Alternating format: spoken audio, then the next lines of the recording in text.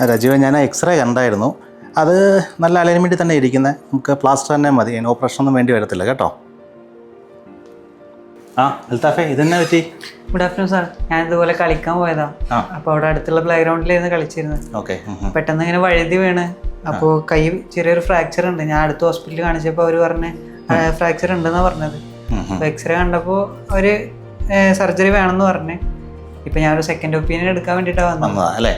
80% ആൾക്കാരിലും operation കൂടാതെ നമുക്ക് plaster റെഡിയാക്കാം. പക്ഷേ അത് കറക്റ്റ് അലൈൻമെൻ്റ് ആയിരിക്കണം. അല്ലാന്നുണ്ടെങ്കിലും ഭാവിയിൽ നമുക്ക് കൈക്ക് എന്തെങ്കിലും വളവ് വരാം, ജോയിൻറ്റിന് പ്രശ്നങ്ങൾ വരാം, ഫുൾ മൂവ്മെൻറ്റ് കിട്ടത്തില്ല, അല്ലെങ്കിൽ നമുക്ക് ജോലി ചെയ്യുമ്പോഴത്തേക്ക് വേദന വരാം. അതൊക്കെ ഒഴിവാക്കാനായിട്ടാണ് നമ്മൾ ഈ പറഞ്ഞ ഓപ്പറേഷൻ ചെയ്യുന്നത്. അപ്പോൾ നമ്മളതിന് പല ഫാക്ടേഴ്സിനെ നോക്കിയിട്ടാണ് നമ്മൾ ഈ ഓപ്പറേഷൻ ചെയ്യാനായിട്ട്. ഒന്ന്, പേഷ്യൻ്റെ ഏജ്, ഏത് കയ്യിലാണ് പ്രശ്നമുള്ളത്, അതിൻ്റെ എന്തുമാത്രം ഫങ്ഷണൽ റിക്വയർമെൻ്റ് ഉണ്ട് പേഷ്യൻറ്റിന്, എത്രയും പെട്ടെന്ന് തിരിച്ച് ജോലിയിൽ കയറാൻ പറ്റുമോ എന്ന് നോക്കണം.